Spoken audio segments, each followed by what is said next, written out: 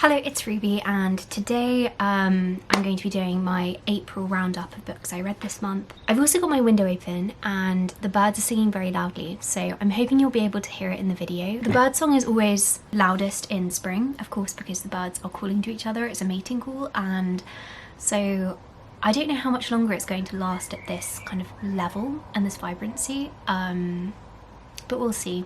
I feel like it does last partly into summer. I've also got biscuits baking in the oven. My timer is on for 10 minutes, so I will go downstairs and check on those. Hopefully I can get through like 2 or 3 books before then, and I'll show you what I'm baking when we go downstairs. I've also got myself a kombucha because it's actually really quite warm today and it's the afternoon and I wasn't really in the mood for a hot drink, so I've got a fermented tea instead. Alright, so the first book I read in April, actually this isn't in order, I just realised I have this template, I'll show you. So this is my personal library and it's where I write down the books that I've read, and you can see that it's got like the date along here, but for April I just added them all at once, not as I was going along, so I haven't actually got the exact dates in, it's just these are April books. But I do know that the first book I finished this month was Brideshead Revisited by Evelyn Waugh, which I think I finished on the 1st of April. It's one of the best books I've read this year. I think it's probably the best book I read in April. It was on the recommendation of my friend Bella Athena. You might follow her on YouTube or Instagram. If you don't, I recommend you do. She has just such a wonderful outlook and aesthetic. She is also a really skilled poet. We've been writing letters together actually for the last couple of years, but she recommended this book to me. I saw she was reading it for her book club and gave it a go, and I'm so glad that I did. It was actually this book which convinced me to go to Venice, because they go to Venice for just a short period and I wanted to go away somewhere in Europe over the Easter holidays because I was off from work. I was toying between different cities. I was thinking Rome or maybe like Athens, and then I read Brideshead Revisited and ended up booking Venice, which was definitely the right decision. So this is very similar to The Go-Between. Layers of Fitzgerald in it, also Atonement. It's unravelling and criticising wealth inequality at the beginning of the 20th century. So this book is set from the 1920s to the 1940s, and it's about a boy called, well, a young man called Charles Ryder. He's just started at Oxford University, and actually I've read somewhere like that this is the Oxford novel, and it definitely captures Oxford as a city so well. It's making me even more excited to start there in the autumn. The first part of the book is set in Oxford when Charles becomes friends with Sebastian, who is just such a cool character, honestly. And Sebastian and Charles become such close friends. Honestly, like, you just want them, like, they're just so perfect for each other and you want them to be together. And Sebastian definitely has his problems, he's a very problematic character, but when you go to his family home, like Charles is invited back to Sebastian's family home, and when you get there you kind of realise why he is the way he is. So they're an old money family, lots of generational wealth, and the dynamic within... Oh, that's my time already. And Sebastian's parents have separated, so the father lives in Venice and the mother lives in this palatial country estate in England. So Charles visits Brideshead and becomes like absorbed within this family. He is almost adopted as part of them, but the more time he spends with them, the more he realises like how deeply corrupt the family is. An exploration of the kind of issues with generational wealth, how much festers beneath it and how much is broken beneath it. Really interesting psychological novel, and as I say, Sebastian I think is the kind of like standout character of the book, just because of the psychological depth to him. He's a really interesting character. Yeah, I would highly recommend this book. And I'm gonna go downstairs and get the biscuit out the oven. I will show you what I've been baking. I'm really hoping that they haven't burnt, because I'm not following a recipe for these biscuits. I just kind of made it up. So I'm hoping that it's worked. Let's have a look first and then I'll... Yeah. They're the kinds of biscuits where you don't want them to go brown. Yeah, they're these little Eat Me cookies. Oh, the ones on the top shelf have burnt a little bit. Baked some chocolate cupcakes. But I made some donuts as well with the leftover batter, so there are donuts there. I'll just give you a walkthrough of what there is. Got loads of little Eat Me biscuits here and here. Then I've got chocolate cupcakes, leftover batter there, and some donuts here, which I made with yeast. Honestly, I should say the only thing I don't like about Brideshead Revisited is that I borrowed it from the library as opposed to buying my own copy because I already want to reread sections of it. So the next book I read is Lady Macbeth by Isabel Schuler. This is actually a proof copy. This was so good again. I honestly had a really good month of reads. For March, it was a very mixed bag and I did read quite a few books I wasn't so keen on, but April was a really good reading month for me. So Lady Macbeth is the backstory of Lady Macbeth, and such a genius idea, honestly. Like so many people, I love Lady Macbeth as a character. She's just so layered and complex, and also just takes this power on stage, which is so unusual for Shakespeare characters. Of course, you do have powerful women in Shakespeare. You've got Hermione, Desdemona, Paulina, Cordelia in King Lear, but no one quite rivals Lady Macbeth. One thing I'm really glad that they did with this book specifically, sorry, it's kind of this bit is falling off. In Macbeth, one of the most powerful moments is when Lady Macbeth is talking about her child, and she just mentions in passing, "I know what it's like to love a child, the babe that milks me, to feel that dependence, that nurturing, that union in my body, my very flesh." So you get this moment from Lady Macbeth of this maternal love, and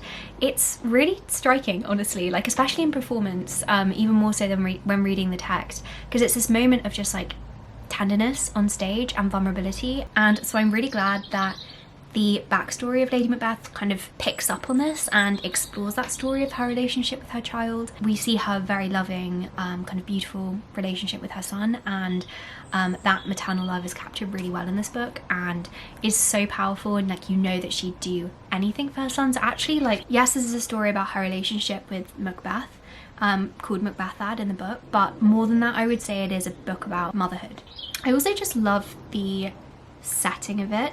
So it's obviously all set in 11th century Scotland, and it uses Scottish mythology quite a bit. So you've got references to Kelpies, for example, and her grandmother kind of has this resemblance to the three witches, which is also cool. So you've got the supernatural element which runs through like the basis of the book, and it just means that it's got this really nice lyrical overlapping style, which is honestly my favourite kind of book to read. If you love Shakespeare, read this, but even if you don't like Shakespeare, read this and then be encouraged to read Macbeth afterwards. It's definitely inspired me to reread Macbeth because it's been a couple of years since I read it. I watched it quite recently, but I haven't read it for like 5 years, so that was my inspiration. The next book I read was Agnes Gray by Anne Bronte. I read this when I visited the Bronte parsonage. I really love immersive reading and kind of reading books which are linked to the space that you're in, and Agnes Gray has been on my reading list for a while. Tenant of Wildfell Hall, also by Anne Bronte, is my favourite of the Bronte books. It's a lot more tame than the Tenant of Wildfell Hall. It's almost like Agnes Gray is here, Tenant of Wildfell Hall is here, Wuthering Heights is here. So I like Tenant of Wildfell Hall because you've got like the rugged rustic moors, but then you've also got this kind of awareness of like domestic society, and it's kind of like a combination of the two. But Agnes Gray is much more, is like basically just a domestic setting, and you don't get the descriptions of the moors. However, that's not to say I didn't love it. This is Anne's first book, and it's about a governess called Agnes Gray who goes to work with one family first of all with really young children, and then she goes to work for a second family where the children are much older. It's very much modelled on Anne's own life, and it was really interesting actually reading this book and then visiting the Bronte parsonage, because there was so many things in the book that I could just like recognise in her house when I visited. And like Agnes Gray was babied by the family, and like Agnes, she wanted to kind of prove herself by going and becoming a governess, which she did. Agnes as a character is also brilliant. She's very witty, she's kind of got this quiet strength to her, a little bit like Jane Eyre, and the book ends up being this kind of critique of these like upper class families that she is serving. The second family she works for is the Murray family, and the eldest daughter is just known as Miss Murray, and she is just, I'm sorry, like she's so infuriating as a character. It did remind me of kind of what Jane Austen does in her books. Anne Bronte is doing something very similar to Austen in that she's making fun of high society and making fun of the things that people are concerned about. So Miss Murray kind of encapsulates that. Her main concern is her appearance and finding a husband. Agnes Gray just finds it really quite funny, and you kind of see her like putting in all of these religious moral lessons to her, being like, no, that's not the most important thing, you should be more concerned with this than your appearance, etc. And it does actually read as quite like as a moral piece of literature, much more than Tenant of Wildfell Hall.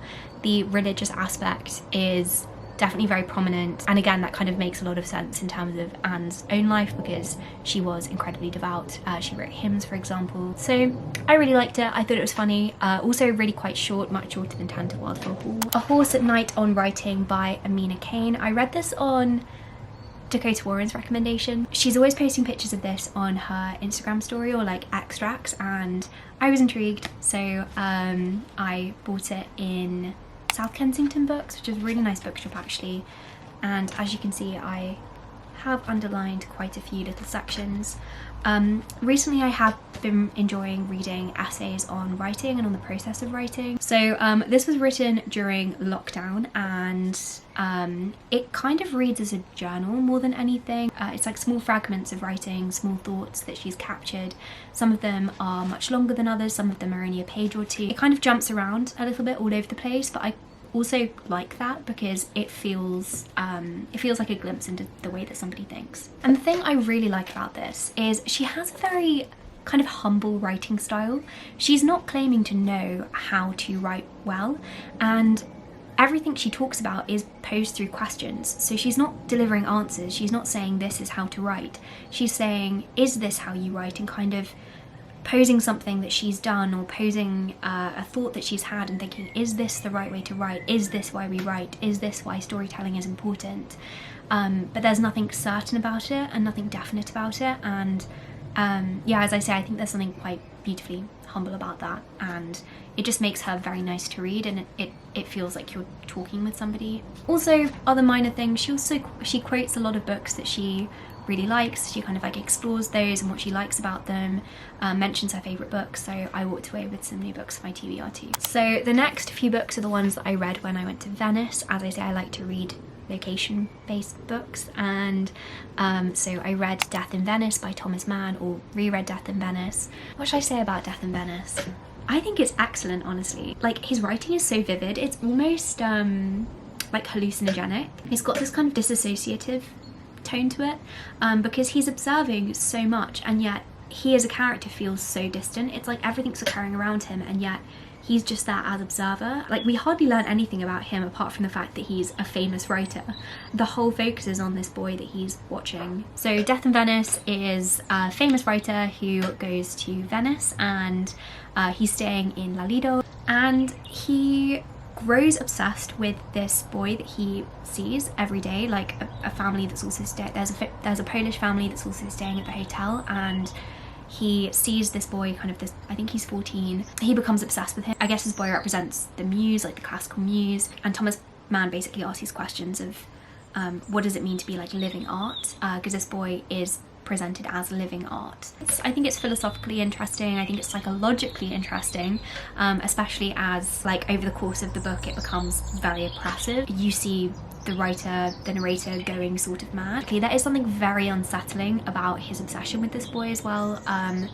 Like, it is very uncomfortable to read. And the second Venice related book is The Man in the Picture by Susan Hill. Susan Hill also wrote The Woman in Black, and this is again a ghost story, wonderfully spooky, very kind of succinct as well. It's a very short book. Sorry, my camera just ran out. So it's set in Oxford, and it's all told through stories, which I like, just kind of structurally it's nice. Professor is telling one of his students the backstory of this painting of Venice, which he has up in his office, and just this like really strange spooky history which surrounds the painting. It's such a short story that I will give it away if I say any more than that, but I would recommend it. Again, like with the Death in Venice, those boundaries between life and art, they're very much explored. If you liked The Oval Portrait by Edgar Allan Poe or Picture of Dorian Gray by Oscar Wilde, this is one that I think you would like. I did also read some of Merchant of Venice whilst I was away, but I didn't finish it, so I'm not going to put it on this list, of course. On the plane back, I also read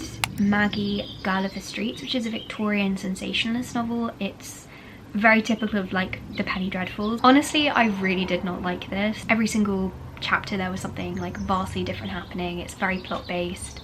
So it wasn't really my cup of tea. So the book is set in New York. Maggie, who has been born into poverty, and she's also exceptionally beautiful. People always remark to her about how beautiful she is. And the book is kind of how Maggie is taken advantage of in that way, and it's terribly sad. I like what the book is doing, but I just don't really like the sensational writing style. I lied actually, there is another book I read in Venice, which is Don't Look Now by Daphne du Maurier. Again, quite short. I read 3 quite short novellas whilst I was in Venice. Don't Look Now is set in Venice again. Husband and wife have gone after the death of their child, and the husband is basically trying to help his wife forget what happened. And whilst they're at lunch one day, they meet these 2 old women who claim to be seances and be able to get in touch with the dead, and they say that they've seen the appearance, or like they can see their daughter with them, like sitting there beside them, and that her ghost is there and is very present.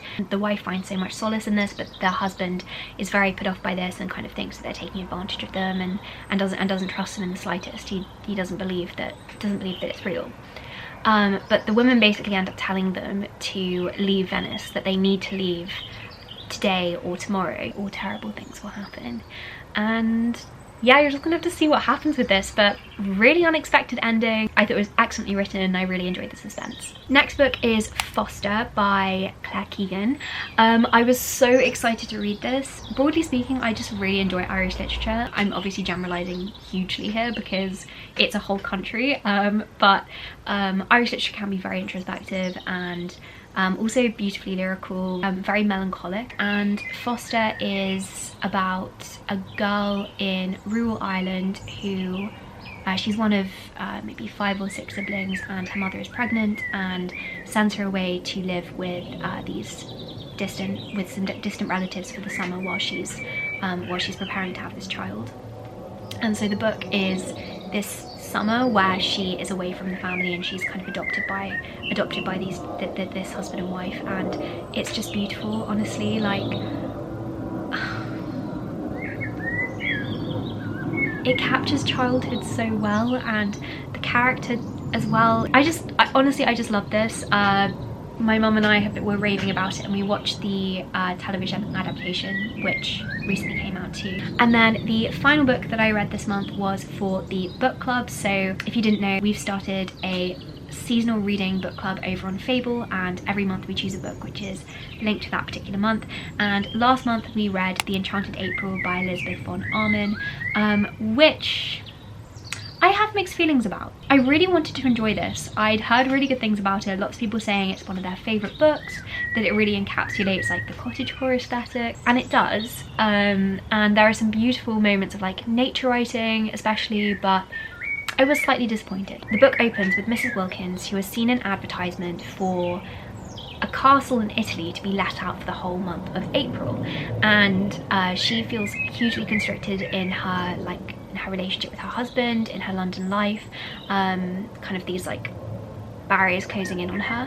But she ends up orchestrating this visit to Italy with 4 women, and they spend the whole of April in this beautiful castle overlooking with these stunning gardens. The nature writing descriptions of these gardens are just wonderful. I was quite disappointed with it. I liked the beginning, and I really love especially the character of Mrs. Foster, who is a single elderly lady who goes with them, and we like kind of the character development we get from her is just really wonderfully done, and kind of like the final chapters with her are just like so beautiful, the most like an emotional and just like wonderfully like just they're fantastic.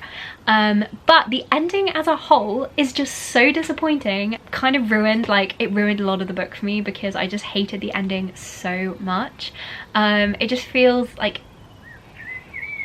so unsatisfying, and so if you don't mind a super unsatisfying ending, then maybe read this book.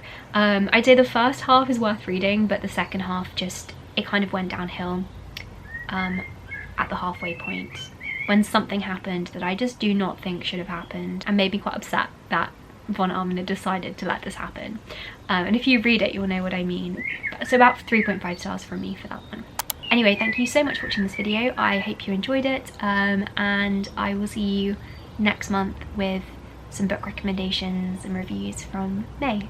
And I should also say the book of the month for May for the seasonal reading book club is The Secret Garden by Frances Hodgson Burnett. Thought we could do something, you know, quite light for for exam season, because I know lots of people are drowning in deadlines at the moment, but it's a wonderful book, one of my favourites, and I'm going to be starting reading that halfway through the month, so come and join if you'd like to. But thank you for watching, and I hope that you have more than just a productive week.